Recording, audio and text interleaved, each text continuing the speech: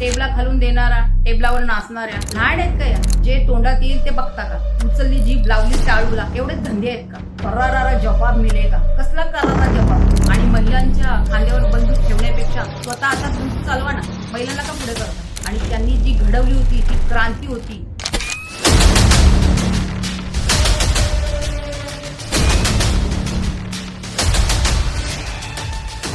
जय महाराष्ट्र। आज मला कर्जत खालापूर विधानसभेतील जनतेशी आज बोलायचं, त्याच्या आधी तुम्ही भाऊ, तुम्ही धागा जोडून जी दोरखंड तयार केला, दर रविवारी जो पक्षप्रवेशाचा तडाखा लावला, हा या पक्षप्रवेशाच्या तडाख्याबद्दल मी एक आवर्जून नमूद करू इच्छिते की हा जो पक्षप्रवेश गेले 6 महिने दर रविवारी होतोय, तो कुठल्याही जोर जबरदस्तीने होत नाही, कुठलाही आमिष देऊन होत नाही आणि कुठल्या आमिषाला बघितलं जसं ह्या ताई म्हणतात की सुधाकर भाऊंकडे दर रविवारी सुट्टीच्या दिवशी पक्षप्रवेश होता, तसा आमच्याकडे आमच्या आमदारांकडे लोक सुट्टी काढून प्रवेश करतात। ते पण सुधा भाऊंनी धागा जोडून दोरखंड तयार केले, पण आमच्या आमदारांनी माणसं जोडून सेना तयार केली। ह्या ताईंच्या म्हणण्याप्रमाणे सुधाकर घारे यांचं कुठलंही आमिष न दाखवता लोक यांच्या पक्षात प्रवेश करतात। यांचं म्हणणं असं आहे की आमच्या आमदारांकडे लोक आमिष दाखवल्यामुळे प्रवेश करतात। हे सगळ्यांना माहिती आहे। आमच्या आमदार साहेबांनी केलेला विकास,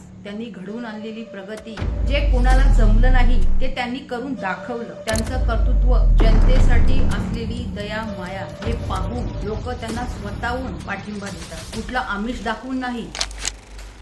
आणि आताही आपण फक्त प्रमुख पदाधिकाऱ्यांचा हा जो मेळावा ठेवलाय त्याच्यातच एवढी गर्दी आहे, तर हे म्हणणं उचित ठरेल की ये तो अभी झाकी है, पिक्चर अभी बाकी है।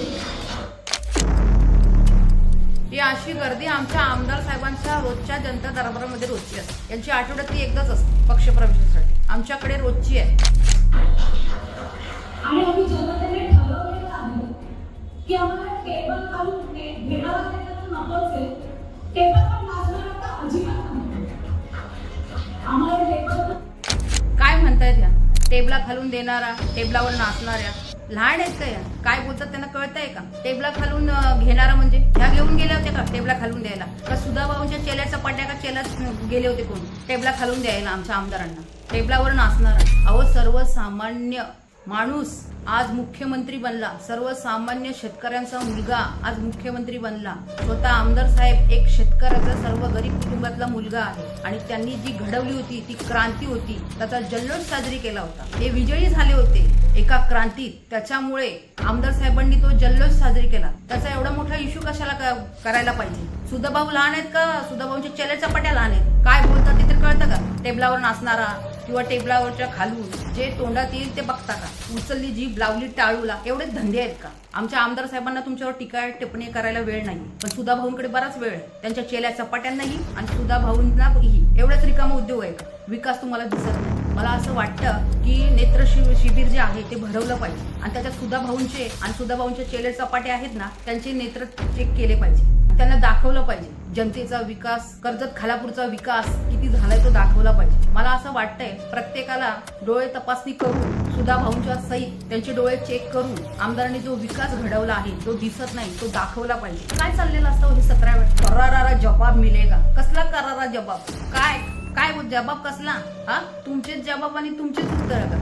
कसले करारा जवाब? त्याचा अर्थ कळतो का सुधा भाऊ तुम्हाला? तुमच्या चेल्या चपाट्यांना काय कोणावर चिखल उडवता, काय उडवता हे शोभतं का तुम्हाला? तुमच्याकडे कुठले विषय नाहीयेत आमदारांच्या विषयी बोलायला, विकास दिसत नाही तुम्हाला। आपण कर्जत खालापूरमध्ये मोठा तपासणी शिबिर करू आणि खास करून सुधा भाऊंचे आणि सुधा भाऊंच्या चेल्या चपाट्यांचे नेत्र चेक करून घेऊ, म्हणजे जेणेकरून त्यांना चष्मे लागले तर ते पण देऊ आणि तो विकासही दाखवा, म्हणजे परत हा प्रश्न येणार नाही। आमचे आमदार साहेब एवढे रिकामे नाही येतो सुधा भाऊंसारखे त्यांच्यावर टीका करायला। तुम्ही जे घाणेरडे त्यांचं चिखल उडवताय ना, त्याच्यासाठी ते रिकामे बसलेले नाहीये। सुधा भाऊंना जी सवय आहे ना महिलांच्या खांद्यावर हे करून बंदुकीच्या गोळ्या मारायची, तशी आमच्या आमदार साहेबांना हे नाहीये। आमच्या आमदार साहेबांना दुसऱ्यावर खोटा चिखल उडवायची सवय नाहीये। सुधा भाऊ, मला असं वाटतं तुम्ही स्वतः काही विकास केला ना हे कर्जत खालापूरच्या लोकांना दाखवा आणि महिलांच्या खांद्यावर बंदूक ठेवण्यापेक्षा स्वतः हातात बंदूक चालवा ना, महिलांना का पुढे करतात? आमचे आमदार संयमी आहेत म्हणून आमच्या आमदार साहेबांकडे पण आहेत महिला आघाडी भरपूर, उगाच विनाकारण आमदारांच्या घाणेरड्या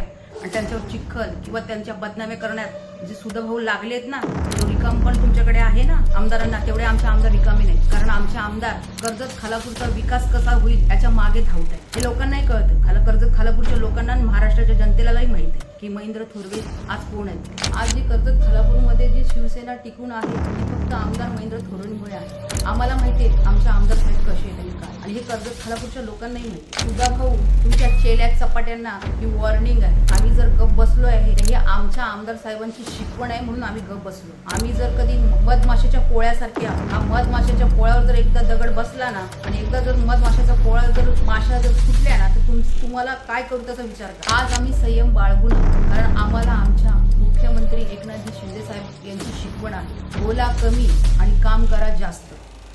जय हिंद, जय महाराष्ट्र.